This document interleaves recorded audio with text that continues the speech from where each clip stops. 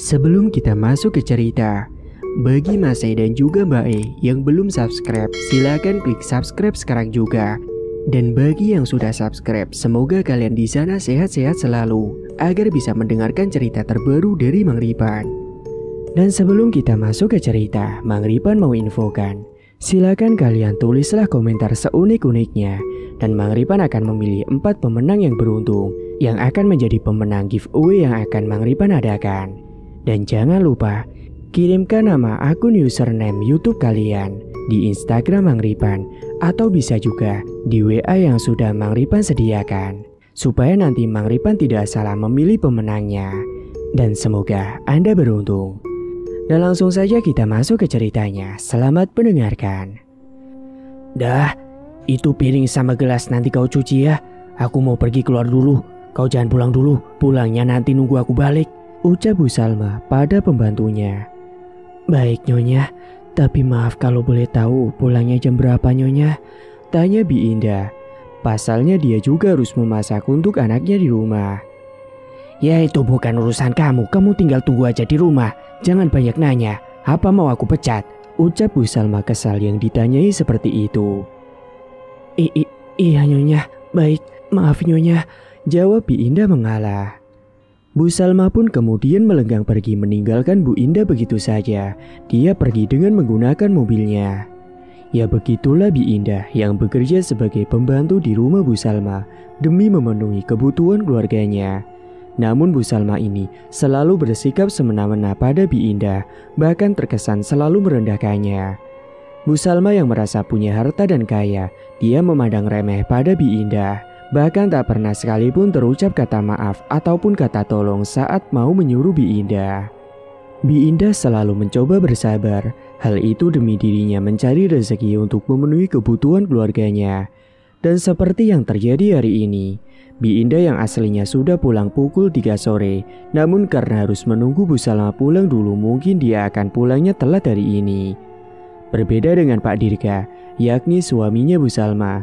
Dia memang seorang pengusaha kantoran dan jarang sekali di rumah karena harus keluar kota.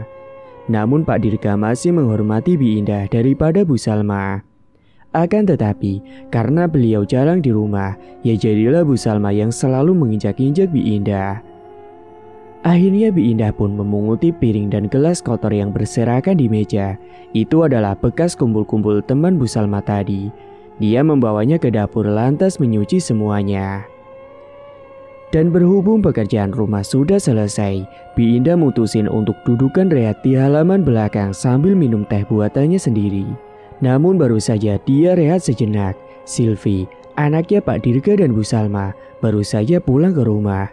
Dan dia datang bersama kawan-kawan sekolahnya. Silvi berseru dari ruang depan. "Pembantu, cepat sini," ucap Silvi tak sopan. Ya begitulah, sikap Silvi dan Bu Salma memang tak jauh berbeda, 11-12. Silvi yang lahir dari orang yang berada dan selalu dimanjakan, akhirnya berdampak pada sikapnya yang kurang sopan itu. Apalagi panutan yang dia tiru adalah ibunya yakni Bu Salma yang juga bersikap seperti itu. Bu Indah pun kemudian bergegas menghampiri Silvi. "Lama banget sih, niat kerja nggak? Buatin jus jeruk buat kami, buruan gak pakai lama. Kulaporin ke mama baru tahu rasa kamu," ucap Silvi dengan diiringi tawaan dari teman-temannya. "Baik non." Dan setelahnya Bi Indah pun buru-buru bergegas ke dapur dan membuatkan pesanan dari Silvi itu. Dan memang setiap harinya Bi Indah harus selalu bersabar mendengar kata-kata yang menyakitkan itu dari majikannya sendiri, entah dari ibunya ataupun anaknya. Setelah selesai, Bi Indah pun kembali mengantarkan jus itu ke depan. "Ini non silakan," ucap Bi Indah sambil meletakkan beberapa minuman dan juga camilannya. "Ya udah, sana cepat pergi, ganggu pemandangan aja," ucap Silvi tanpa berucap terima kasih. Segera Bi Indah pun bergegas pergi ke halaman belakang rumah. Sementara di ruang depan, kawan Silvi ini berucap, Itu ibunya Manto kan? Bener gak sih?" "Iya kamu bener, dia emang jadi pembantu di rumahku. Anak sama orang tuanya sama-sama kucel," timbal Silvi mengejek Bi Indah. "Lagian kenapa juga sih guru-guru pada demen sama Manto, bahkan sampai memujinya segala, padahal kan penampilannya kucel begitu," ucap Silvi lagi. Manto ini adalah anaknya Bi Indah yang ternyata satu kelas dengan Silvi. Meskipun Manto ini anak dari keluarga biasa, dia bertekad belajar tekun dan menjadi murid yang terpintar. Bukan hanya sekelas, namun dia paling tinggi nilainya di angkatan tahunnya itu. Memang Manto ini berniat untuk mendapatkan beasiswa agar dirinya bisa kuliah tanpa membebankan orang tuanya. Dan karena kepintarannya itulah, Silvi iri dengan si Manto yang selalu dipuji-puji oleh guru. Singkat waktu, setelah menjelang maghrib, Bu Salma baru saja pulang bersamaan dengan pulangnya teman-teman si Silvi. Ruang depan pun kembali berantakan bekas sisa makanan Silvi dan juga kawan-kawannya. Bi Indah yang semestinya harus sudah pulang, dia malah disuruh untuk berbenah lagi dan cuci-cuci lagi. Dia pun terpaksa melakukannya. Namun hal itu sebenarnya aneh sekali. Mengapa bukannya Silvi yang diperingatin, malah Bu Salma ini menyalahkan Bi Indah karena rumah makin kotor, padahal itu tadi jelas-jelas ulah anaknya sendiri. Duh, kamu ini gimana sih Bi? Masa rumah kotor berantakan banget? Dari tadi ngapain aja? Maaf Nyonya, tadi udah bersih tapi tadi Non Silvi sama teman-temannya di sini dan mereka baru saja pulang, jadi saya baru mau beres-beres. Loh, kamu ini malah jadi nyalain anak saya. Udah sana kamu beresin yang bersih, baru kamu boleh pulang, ucap Bu Salma. Baik Nyonya. Kala itu, Bi In yang sebenarnya sudah lelah sekali. Dia mencoba tetap kuat untuk melanjutkan membersihkan ruangan yang kotor dan berserakan itu. Dia tetap sabar dan mencoba ikhlas dengan perlakuan majikannya itu. Singkatnya, usai selesai, Bi In pun akhirnya baru bisa pulang usai ba'da maghrib. Maaf Nyonya, saya permisi pulang dulu. Semuanya sudah saya bereskan. Sudah sana pulang. Akhirnya Bi In pun beranjak pulang ke rumah. Sungguh, benar-benar Bu Salma ini tidak ada etikanya. Sama sekali tidak mengucapkan terima kasih atau apa. Sementara itu, jarak rumah Bi In kala itu memang tidak terlalu jauh. Hanya beda RT saja. Dan Bi In pun hanya naik sepeda untuk bolak-balik. Bi In mengayuh sepedanya dengan tergesa-gesa karena dia ingin cepat sampai di rumah. Dan setibanya di rumah, dia mendapati Manto sudah menunggu di depan teras rumah sederhananya. Dia khawatir pada ibunya karena kenapa baru pulang. Assalamualaikum. Waalaikumsalam. Ibu dari mana aja Bu? Kok jam segini baru pulang? Gak kayak biasanya, tanya Manto cemas. Iya nak, maaf ya. Tadi ibu ada kerjaan tambahan, jadi ibu pulangnya telat. Ya ampun, memang benar-benar Bu Salma itu kejam banget Bu. Sudah nak, tidak usah dipikirkan, ibu gak apa-apa kok. Oh iya nak, maafin ibu ya, ibu jadi gak bisa masak buat kamu makan. Iya Bu, gak apa-apa.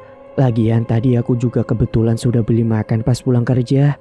Oh iya Bu, ibu belum makan kan di sana? Tanya si Manto. Sudah nak, tadi ibu sudah makan di sana. Memang tadi sebelum Bu Salma ini pulang, Bi Indah makan terlebih dahulu. Itu pun lauk sisa makanan majikannya yang tadi siang dan daripada mubazir mending dia makan. Memang si Manto ini, meskipun dirinya masih bersekolah SMP, sepulang sekolahnya, Manto ini selalu lanjut kerja sampingan di warung bakso milik Pak Haji Oka. Hitung-hitung untuk uang jajannya. Dan kebetulan Haji Oka mau menerima Manto kerja paruh waktu. Akhirnya malam itu Manto dan Bi Indah pun memutuskan makan bersama lagi seadanya. Mereka hanya tinggal berdua di rumah karena ayahnya sudah meninggal sejak lama. Singkatnya usai selesai makan dan Bi In juga sudah bersih-bersih dan mandi. Kemudian mereka dudukan di depan ruang TV. Dan setelah hening beberapa saat, tiba-tiba Manto berucap sesuatu kepada ibunya. Bu, gimana kalau ibu berhenti kerja di rumahnya Bu Salma aja Bu? Aku tahu ibu pasti di sana dilakukan kebaikan Bu, ucap Manto. Sudah nak, kamu jangan khawatirin ibu. Ibu gak apa-apa, ibu masih mampu bekerja di sana kok. Yakin Bu, ibu gak mau keluar dari sana? Mending ibu bikin usaha jualan sendiri aja Bu, biar nanti aku yang bantu juga. Tidak nak, lagian ibu belum pengen resign. Nanti kalau sudah saatnya, mungkin ibu akan berhenti bekerja di Bu Salma. Ya udah kalau itu memang kemauan ibu, Tapi nanti kalau ibu mau jualan sendiri, aku bakalan siap bantu dagang, Bu. Dan aku akan berhenti kerja di tempatnya Haji Oka. Iya, Nak. Ya udah, kamu istirahat ya. Ibu juga sudah capek. Akhirnya karena malam sudah mulai larut, mereka pun akhirnya beranjak tidur ke kamarnya masing-masing.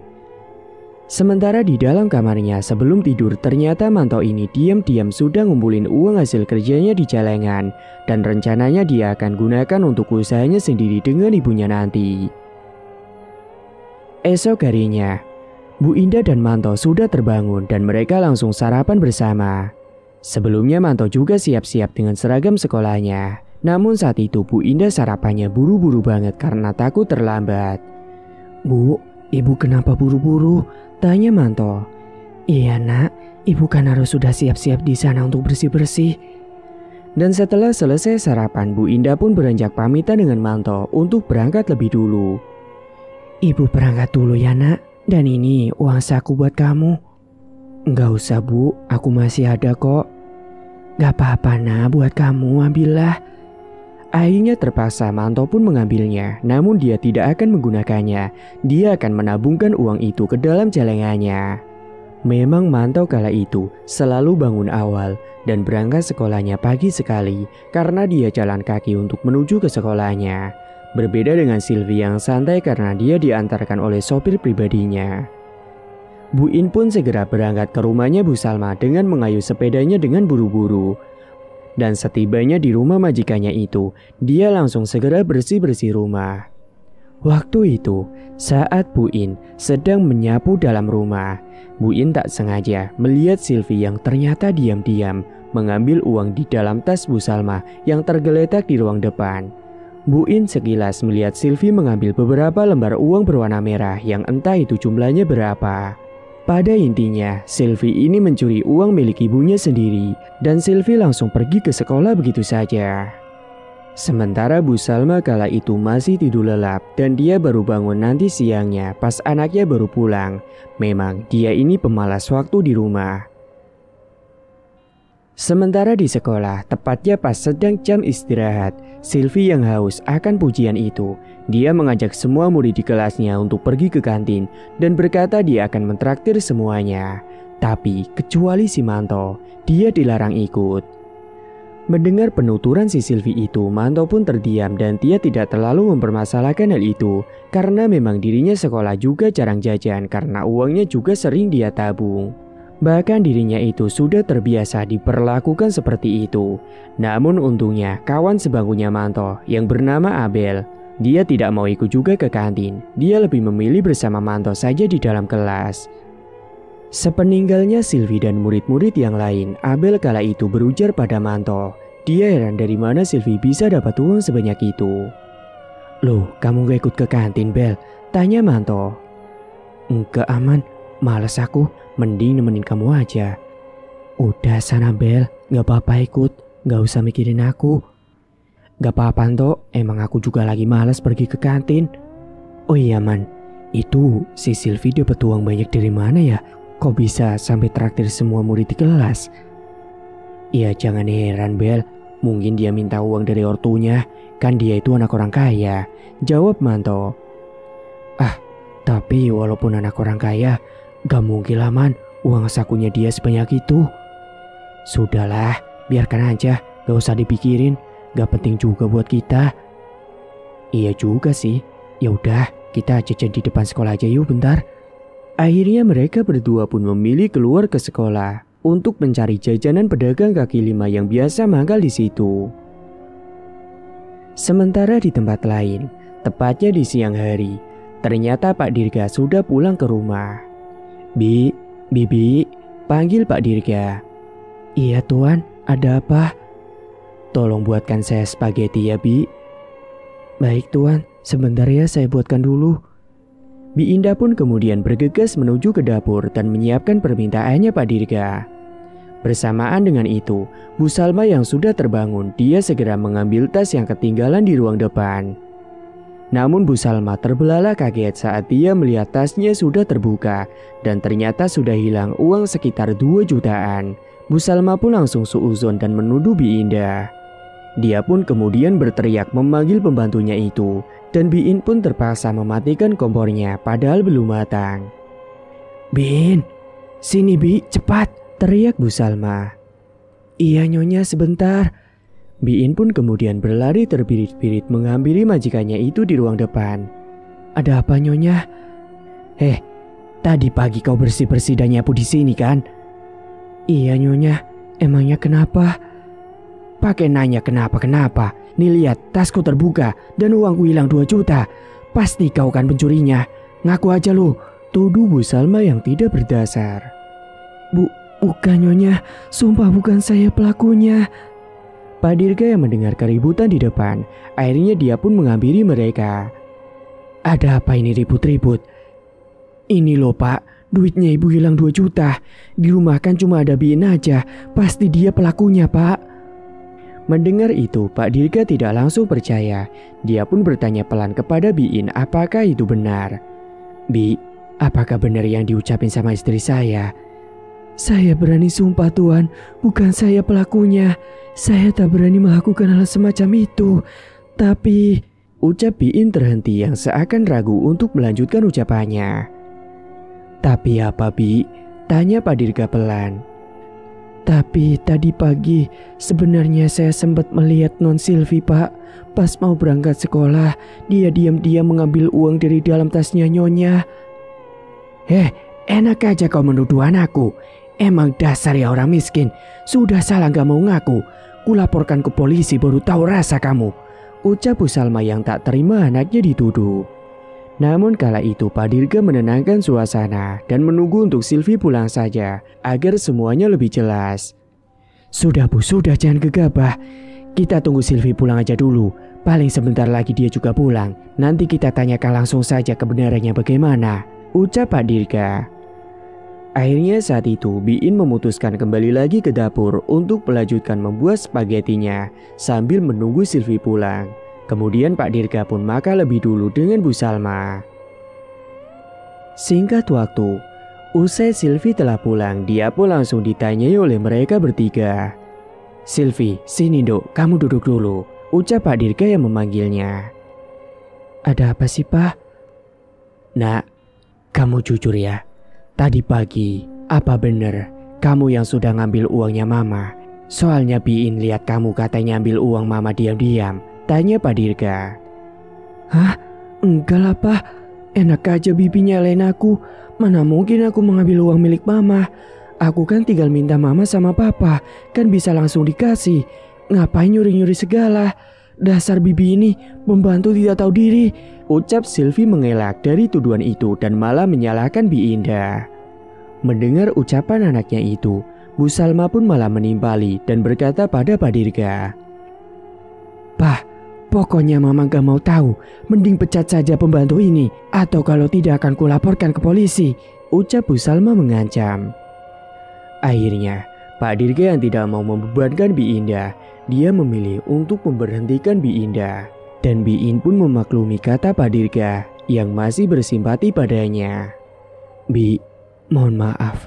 Sebaiknya Bibi berhenti saja ya Bi, daripada masalahnya nanti panjang," ucap Pak Dirga pelan tanpa nada serasa menyalahkan. Memang kala itu sebenarnya Pak Dirga juga ragu kalau Biinda ini adalah pencurinya. Namun ia yang sudah tahu watak istrinya yang bebal tersebut, dia memilih mengeluarkan Biinda supaya Biinda tidak tertekan di situ. "Iya Tuan, saya paham. Gak apa-apa kok. Tapi yang jelas sekali lagi Tuan, sumpah bukan saya yang mengambil uang Nyonya," jawab Biin. Dan tiba-tiba Bu Salma berucap kembali, "Dan satu lagi yang perlu kamu tahu, gaji bulan ini tidak akan kuberikan padamu. Akan kuanggap lunas karena kamu telah mencuri uangku," ucap Bu Salma lalu melenggang pergi begitu saja dan diikuti dengan langkah anaknya. Namun untungnya Pak Dirga baik hati dan dia memberikan uang pesangon buat Biinda. "Bi, sebelumnya saya mohon maaf. Dan mungkin ini memang keputusan yang terbaik Bi.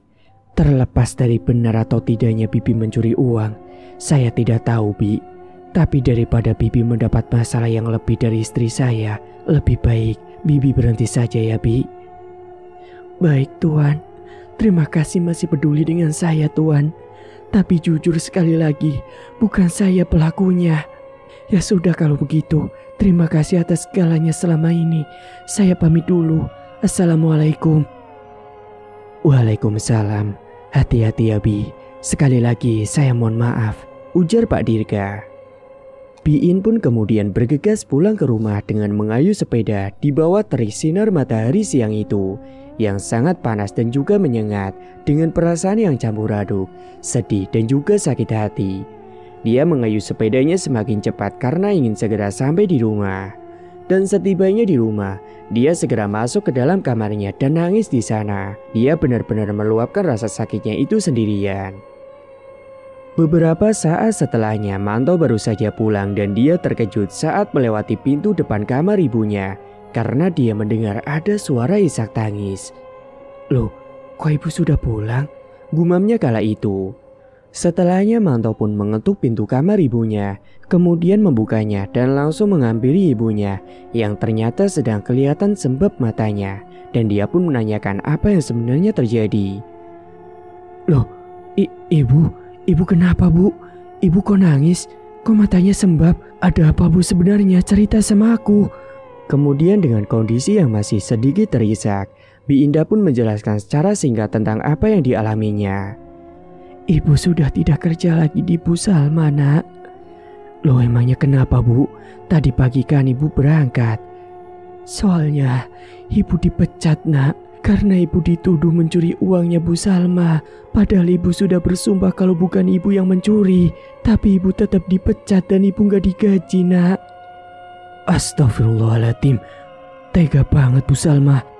Aku percaya sama ibu kalau ibu gak mungkin mencuri. Manto marah mendengar penuturan Bu Indah. Dia tidak percaya kalau ibunya sudah mencuri. Dia menduga pasti ibunya dipermainkan di sana. Namun Manto tak ingin memperkeruh keadaan. Dia memilih menenangkan ibunya dan mengusulkan kepada ibunya untuk memulai buka usaha sendiri. Sudah, Bu, ibu gak usah sedih lagi ya. Nanti lebih baik kita buka usaha sendiri aja, Bu. Nanti Manto akan bantuin. Tunggu sebentar ya, Bu. Manto kemudian beranjak sebentar untuk kembali ke kamar dan dia pun kembali lagi dan memberitahukan soal tabungannya selama ini. Ini, Bu, aku sudah ada tabungan. Selama ini aku diam-diam menabung dan uang ini bisa dipakai untuk buka warung saja, Bu. Lagian masakan ibu kan enak. Nanti orang-orang pasti suka deh sama masakan ibu. Jelas si Manto. Masya Allah, Nak. Ibu gak nyangka ternyata kamu sudah nabung selama ini. Iya, Nak. Ibu setuju. Kalau begitu terima kasih banyak ya, Nak. Iya, Bu, sama-sama. Ya sudah, Bu. Besok aku mau minta tolong tukang buat buatin warung. Akhirnya setelah itu, Bi Indah pun mulai sedikit tenang dan dia sudah tidak sedih lagi. Kemudian dia segera beranjak ke dapur untuk memasakkan makanan buat anaknya itu. Beberapa saat kemudian Bu Indah pun sudah selesai memasak dan mereka pun makan siang bersama. Kala itu Bu Indah masaknya tumis kangkung dan juga tempe goreng pakai sambal saja. Tapi meskipun begitu, menurut mereka itu sudah sangat enak dan sedap sekali. Esok harinya, Manto pun meminta bantuan tukang kayu untuk membuat warung makan ala kadarnya dulu di depan halaman rumah. Sementara Bi Indah pergi ke pasar belanja bahan-bahan karena kebetulan hari itu adalah hari Minggu. Manto di rumah dan dia memikirkan ide lain. Mungkin nanti dia juga akan sambil jualan es kelapa muda di samping warung makan ibunya itu. Dan singkatnya 5 hari kemudian, warung pun telah jadi. Manto dan Bu Indah mulai jualan hari itu. Manto akan bantu sepulang sekolah. Dan alhamdulillah Bu Indah mulai sedikit melupakan rasa sedihnya itu. Manto juga sudah berhenti kerja di tempatnya Haji Oka. Dan Haji Oka memperbolehkan dirinya untuk keluar. Bahkan beliau mendoakan Manto supaya warungnya itu bisa laris manis. Pak Haji, saya mulai besok mau izin resign, Pak, dan tidak kerja lagi di sini, ucap Manto pada Haji Oka. Emangnya kenapa, Tok? Soalnya saya mau coba buka usaha sendiri sama ibu saya, Pak. Buka warung makan sama lauk. Sekalian saya juga mau jualan es kelapa muda. Oh begitu. Kalau itu sudah menjadi keputusanmu, saya tidak memaksa. Ya sudah, tidak apa-apa toh. Semoga aja nanti warung ibumu dan juga es kelapa mudamu bisa laris manis ya. Amin Pak Haji, terima kasih banyak ya Pak Haji. Sama-sama, ini ambil sebagai pesangon buat kamu. Wah, terima kasih banyak Pak Haji. Dan ketika di hari pertama Bu Indah buka warung, alhamdulillah beberapa warga antusias berdatangan ke situ dan mereka pada suka sama masakannya Bu Indah. Sementara Manto kala itu ketika dirinya sedang di sekolah, dia tidak sengaja mendapati Silvi dan juga kawan-kawannya sedang dudukan di dekat gudang sambil makan di situ. Manto sembunyi dan tidak sengaja mendengar percakapan mereka. Kala itu Silvi tertawa puas pada temannya. Dia bercerita kalau Bu Indah yang kerja di rumahnya itu sudah dipecat. Kalian pada tahu nggak pembantu yang ada di rumah aku itu yang ibunya si Manto? Ucap Silvi memulai pembicaraan. Iya tahu Sil, emangnya kenapa? Dia sudah dipecat sama papa aku. Loh kok bisa Sil? Iya soalnya kemarin itu sebenarnya aku yang sudah ambil duit milik mama buat traktir sekelas waktu itu. Tapi aku nggak ngaku dan aku malah nuduh Biin yang ngambil uang itu. Jadi dia yang dipecat. Sebenarnya juga sih mama mau memenjarain Biin, tapi papa malah milih mending dipecat aja. Kasihan katanya. Terang si Silvi yang ditanggapi dengan tertawaan dari teman-temannya itu. Mengetahui fakta itu, Manto marah, muak dan benci dengan Silvi yang ternyata menjadi biang masalahnya. Ia kembali teringat saat ibunya itu sedih berlarut-larut dan ternyata dialah penyebabnya. Dia akan membalasnya, namun tidak sekarang karena marah sesaat hanya akan membuat penyesalan. Dia punya ide yang lebih kejam untuk membalas perbuatan majikan dan anaknya yang bangsat itu. Tepatnya siang itu sepulang sekolah, Manto kemudian bantu-bantu di warung. Lalu dirinya juga berjualan es kelapa muda tepat di samping lapak warung ibunya. Banyak warga yang antusias membeli dagangan ibunya dan juga dirinya. Alhamdulillah mereka untung banyak. Dan bahkan berhari-hari setelahnya, dagangan mereka tambah laris manis. Dan Bu Indah pun bersyukur karena usulnya Manto ini ternyata berhasil. Singkat waktu, usai berlalu beberapa hari kemudian, suatu hari Manto memutuskan untuk menyelesaikan dendamnya itu. Dia belum puas kalau dendamnya belum terbalaskan. Dia pergi menuju ke sebuah tempat yang letaknya lumayan jauh dan dekat dengan alas. Setibanya di rumah tua yang hanya berdiri sendiri di situ, Manto pun mengetuk pintu rumahnya.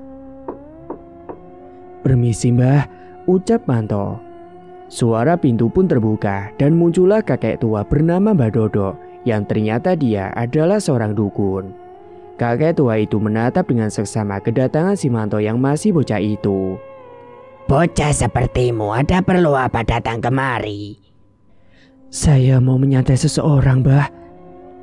"Anak baru kemarin sore sudah tahu santet.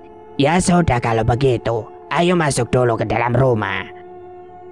Akhirnya Manto dan Mbak Dodo pun masuk ke dalam rumah dan mereka pun duduk di situ.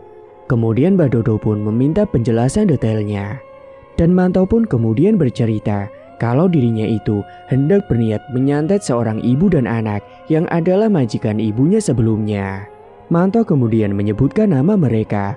Bahkan Manto menyebutkan penyebab dirinya benci kepada mereka, yakni tentang mereka yang telah menuduh ibunya sebagai pencuri. Padahal sebenarnya bukan ibunya lah pelakunya.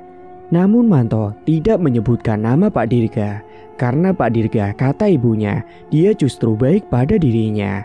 Akhirnya Manto hanya akan menyantet si Silvi dan juga Bu Salma saja. Mbak Dodo pun mangguk-mangguk mendengarkan penjelasan dari Manto.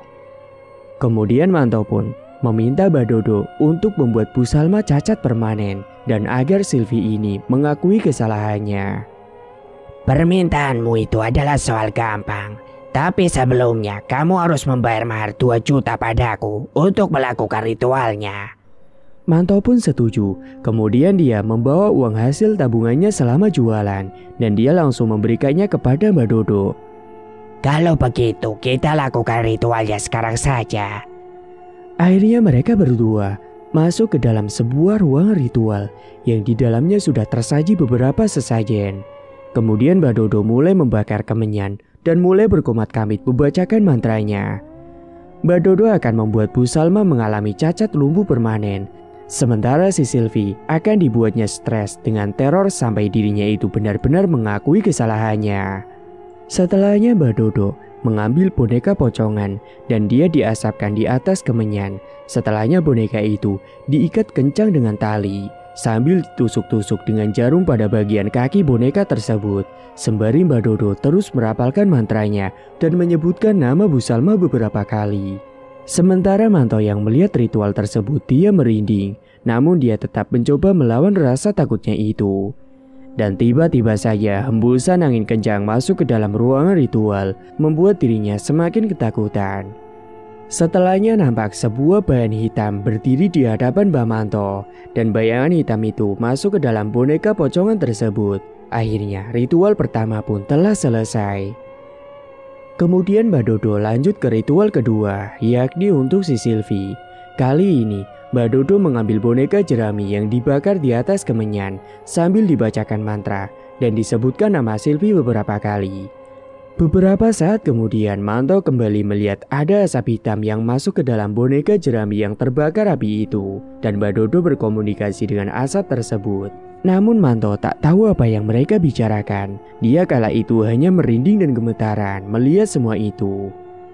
Singkatnya, ritual pun telah selesai. Ritual sudah selesai. Sekarang kamu boleh pulang dan tunggu saja hasilnya.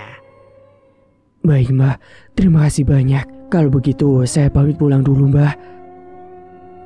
Singkat cerita, beberapa hari setelahnya Bu Salma dan Sylvie pun mulai mendapatkan teror. Malam itu, Bu Salma yang sedang tidur pulas tiba-tiba saja dia bermimpi buruk. Dan kala itu, dia bermimpi berada di sebuah hutan yang sangat gelap sekali. Saat itu Bu Salma kebingungan karena sendirian di sana. Dan tiba-tiba saja, dia merasakan ada hembusan angin yang kencang sekali. Sesaat kemudian, Bu Salma juga mendengar ada suara tapakan kaki yang berat terdengar dan juga besar sekali. Bu Salma pun sontak menoleh ke belakang dan dia pun terkejut ketika mendapati di belakangnya itu ada sosok genderuwo yang sangat menyeramkan sekali yang seakan sedang mengejar dirinya. Kedua matanya merah menyala menatap tajam ke arah dirinya. Bu Salma pun mencoba untuk lari terbirit-birit kabur dari sosok tersebut.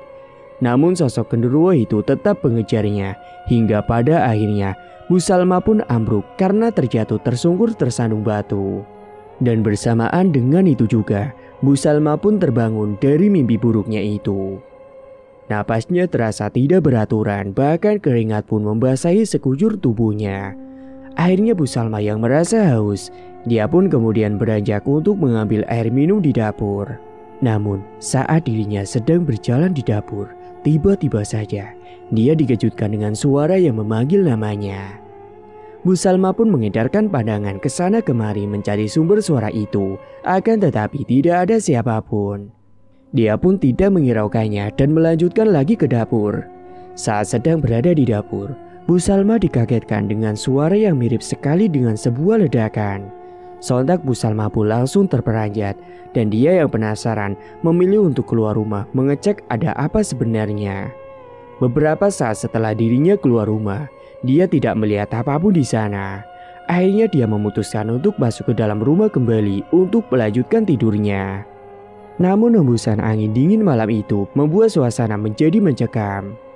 Dan saat Bu Salma berbalik untuk masuk ke dalam rumah, dia malah dikejutkan dengan adanya sosok tinggi besar yang sangat mengerikan sekali dengan kedua mata merah menyala serta baunya yang busuk sekali. Akhirnya tubuh Bu Salma pun menjadi kaku tak bisa digerakkan. Dia pun yang ketakutan, akhirnya jatuh pingsan di depan pintu. Bu Salma pun pingsan sampai pagi hari. Dan keesokan paginya, Bu Salma ditemukan oleh Pak Dirga yang kebetulan ada di rumah. Segera saat itu, Bu Salma pun dibawa ke kamar dan mencoba untuk disadarkan. Beberapa saat kemudian, Bu Salma pun akhirnya tersadar dari pingsannya. Setelahnya Pak Dirga pamit mau berangkat ke kantor dan juga Sylvie yang juga mau berangkat ke sekolah. Akhirnya Bu Salma di rumah sendirian dan di siangnya dia pergi kumpul-kumpul dengan teman-teman arisannya. Singkat waktu, hingga akhirnya malam hari pun telah tiba. Sylvie yang ada di dalam rumah sendirian, dia sedang mainan HP di dalam kamar. Tiba-tiba dia dikejutkan dengan suara yang mengetuk pintu kamarnya. Dia pun segera membuka pintu kamarnya itu. Namun saat pintu terbuka, tak ada orang di depan pintu. Akhirnya Sylvie pun merinding karena jelas kala itu dia di rumah sedang sendirian. Dan tiba-tiba berhembuslah angin kencang yang membuat hawa semakin dingin. Dan ketika dirinya membalikkan badannya hendak kembali ke kasur, dirinya dibuat terkejut ketika mendapati sosok pocong yang sangat menyeramkan sekali berdiri tepat di hadapannya. Sontak si Sylvie pun langsung berteriak. Namun sesaat kemudian sosok pocong itu pun menghilang dan Sylvie pun jantungnya masih berdegup kencang sekali. Dia pun segera berlari ke kasur dan menenggelamkan tubuhnya di dalam selimut. Sementara di sisi lain, malam itu Bu Salma yang dalam perjalanan pulang setelah arisan, dia tiba-tiba melihat ada bayangan putih yang melintas di jalan depan mobilnya. Sontak Bu Salma pun langsung kaget. Dan saat itu juga, Bu Salma langsung membanting setir ke arah kiri dan dia menabrak pohon yang ada di pinggir jalan. Terdengarlah suara tabrakan yang begitu kencang sekali. Beberapa warga yang melihat kejadian itu secara langsung kemudian mereka membawa Bu Salma untuk diperiksa ke rumah sakit. Singkatnya saat itu, Pak Dirga dan Sylvie yang dikabari langsung syok dan mereka langsung menyusul ke rumah sakit. Dan setelah dokter melakukan pemeriksaan, si dokter berkata kepada Pak Dirga kalau Bu Salma ini mengalami kelumpuhan. Dan Bu Salma yang mendengar penjelasan dari dokter juga, dia sangat syok dan sedih sekali karena dia tidak menyangka kalau dirinya itu akan mengalami kelumpuhan selamanya. Namun, meskipun sudah lumpuh, teror tidak berhenti sampai di situ. Bahkan setiap malam, Bu Salma pun selalu diteror sosok-sosok mengerikan di dalam rumahnya. Bahkan Sylvie kini juga mengalami gangguan-gangguan di malam harinya, sampai-sampai membuat dirinya itu ketakutan sendiri. Tepatnya malam itu, Sylvie yang sedang rebahan sambil main HP, dia tiba-tiba mendengar ada suara mendegur di dalam kamarnya. Padahal dia tidurnya sendirian. Akhirnya dirinya pun mencoba membalikkan tubuhnya karena suara itu terdengar jelas sekali di sampingnya. Saat dirinya membalikkan tubuh, dia pun terkejut kala mendapati ada sosok pocong yang sangat mengerikan sekali. Wajahnya hancur dan baunya sangat busuk sekali. Sontak Sylvie pun langsung berteriak, hingga pada akhirnya dia pun jatuh pingsan. Dan bahkan di malam berikutnya, Sylvie yang kala itu terbangun tengah malam karena dia ingin buang air kecil. Sebenarnya dia takut, tapi karena dia sudah kebelet, dia pun mencoba untuk melawan rasa takutnya itu. Beberapa saat kemudian dia yang berada di dalam kamar mandi, tiba-tiba saja dikejutkan dengan suara yang memanggil namanya. Dia pun mengedarkan pandangannya mencari sumber suara tersebut, namun dia tidak menemukan apapun. Tiba-tiba suara pintu dibuka. Dan betapa terkejutnya ia saat pintu kamar mandinya itu terbuka dengan sendirinya dan ada sosok tinggi besar yang sangat menyeramkan sekali berada di hadapannya. Sontak Sylvie pun langsung berteriak ketakutan. Pak Dirga yang kala itu mendengar teriakan Sylvie langsung menghampiri dan saat Pak Dirga datang, sosok tersebut sudah menghilang dari situ. Akan tetapi Sylvie masih terlihat menangis dan dia ketakutan sambil teriak-teriak sendiri. "Sylvie, kamu kenapa nak?" Pak Dirga mencoba untuk menenangkan anaknya itu, namun Sylvie masih tetap berteriak. Hingga pada akhirnya Sylvie pun dibawa ke kamar dan mungkin karena capek teriak mulu, dia pun akhirnya ketiduran.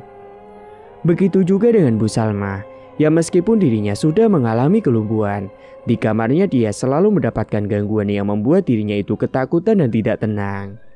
Saat itu, Bu Salma yang ada di dalam kamar, dia melihat ada bayangan putih yang melintas masuk dan bayangan itu berhenti di pojok kamar dan perlahan bayangan tersebut berubah wujud menjadi sosok kuntilanak. Bu Salma pun sontak ketakutan dan dia pun berteriak-teriak sendiri menyuruh sosok itu agar pergi menghilang. Kala itu, Pak Dirga langsung menghampiri istrinya yang teriak ketakutan. Namun setelah Bu Salma menceritakan apa yang dilihatnya, suaminya itu tidak percaya dan malah menganggap Bu Salma ini telah berhalusinasi. Setelahnya Pak Dirga pun beranjak pergi dan tidak menghiraukan lagi. Memang setelah Bu Salma lumpuh, Pak Dirga tidak tidur lagi dengannya.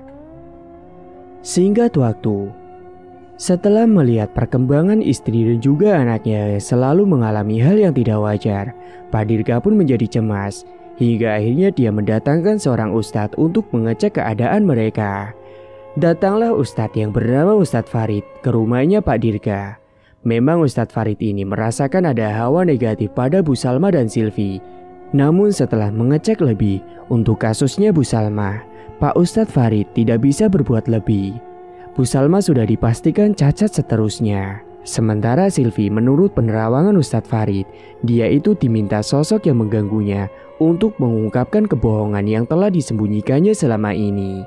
Dan Ustadz Farid menyuruh Silvi untuk menceritakan sendiri pada orang tuanya sejujur-jujurnya jika ingin berhenti mendapatkan gangguan mengerikan itu. Akhirnya setelah berpikir-pikir karena dia tidak mau diteror terus-terusan dan usai disudutkan oleh Pak Dirga yang menanyai dirinya terus, Silvi pun akhirnya mengakui dirinya lah yang mencuri uang ibunya. Pelaku sebenarnya bukanlah Bibi Indah. Mendengar itu, Pak Dirga pun marah sejadi-jadinya. Dirinya merasa bersalah sudah memecat Bu Indah dan membuatnya bersedih. Pak Dirga pun memarahi habis-habisan si Silvi. Bahkan dia juga memarahi Bu Salma karena ia juga dulunya menyudutkan Bi Indah. Kala itu Pak Dirga pokoknya tidak mau tahu kalau Silvi dan Bu Salma harus meminta maaf secara langsung pada Bi Indah. Namun untungnya Pak Dirga kemudian ditenangin oleh Ustadz Farid. Dan Ustadz Farid juga menuturkan, insya Allah gangguan Silvi akan selesai setelah pihak korban sudah memaafkan kesalahan mereka. Ustadz Farid juga menuturkan untuk menjadikan kejadian ini sebagai pembelajaran hidup buat Bu Salma dan juga Silvi yang agar jangan bersikap sombong dan congkak. Singkat cerita, akhirnya Silvi dan Bu Salma pun ditemani Pak Dirga datang ke rumahnya Bu Indah. Di sana, Bu Salma dan Silvi meminta maaf dan mengatakan sebenarnya Manto yang kala itu di rumah dalam hatinya dia puas banget melihat Bu Salma yang mengenakan kursi roda. Untungnya Bu Indah tidak memperpanjang masalah itu. Dia dengan hati yang lapang memberikan maaf untuk mereka berdua. Dia sudah berdamai dengan masa lalunya dan dia kini fokus dengan usaha yang dijalankannya sendiri dengan anaknya sendiri. Mendengar permohonan maafnya diterima, Bu Salma dan Silvi pun langsung menangis kala itu. Dan mereka pun berjanji akan merubah sikap buruknya itu. Kala itu Silvi juga meminta maaf sama Manto karena selama ini dia sudah menjelek-jelekan dirinya. Manto pun memaafkannya. Dan sebelum mereka pulang, Pak Dirga ini diam-diam memberikan segepok uang kepada Bu Indah sebagai tanda minta maafnya. Awalnya Bu Indah sempat menolak, namun Pak Dirga tetap memaksa dan berkata dirinya akan selalu dihantui rasa bersalah jika Bu Indah tidak mau menerima pemberiannya itu. Akhirnya Bu Indah pun menghargai dan mengalah dan mau menerima uang dari Pak Dirga dan akan menyimpannya dulu. Setelahnya mereka bertiga pun pamitan pulang dari rumahnya Bu Indah. Kini Bu Salma memutuskan untuk bertaubat dan menjadi pribadi yang lebih baik lagi. Meskipun dirinya cacat sepenuhnya tidak sembuh, tapi dirinya tetap bertekad untuk berubah. Sementara si Silvi juga sudah berhenti mendapati teror lagi dan dirinya pun mulai merubah sikapnya di sekolah maupun di rumah. Sementara si Manto dan juga Bu Indah kini mereka makin sibuk karena warungnya semakin ramai. Meskipun memang sederhana, tapi mereka bisa mendapatkan keuntungan lebih dari dagangannya itu. Bu Indah juga bersyukur banget bisa mempunyai anak seperti Manto yang berbakti kepada kedua orang tuanya. Dia berharap anaknya bisa sukses kelak nanti. Pesan kali ini, janganlah merendahkan orang lain karena kita tidak tahu kedepannya seperti apa. Jangan mentang-mentang menjadi orang kaya, bisa berlaku seenaknya dan memperlakukan orang lain yang dibawanya dengan seenaknya. Dan janganlah sombong dan suka menghina orang. Semoga kita semua selalu rendah hati dalam keadaan apapun dan selalu bersyukur serta sabar dalam menghadapi situasi apapun. Tamat, cerita pun selesai. Terima kasih bagi Mas E dan Mbak E yang sudah setia menyimak cerita ini sampai akhir. Dan bagi yang belum menekan tombol subscribe, silakan klik tombol subscribe sekarang juga. Dan semoga kalian semua dimanapun berada selalu sehat-sehat semua dan dimudahkan segala urusannya. Dan sampai jumpa lagi di cerita terbaru yang akan Mang Ripan bawakan nantinya.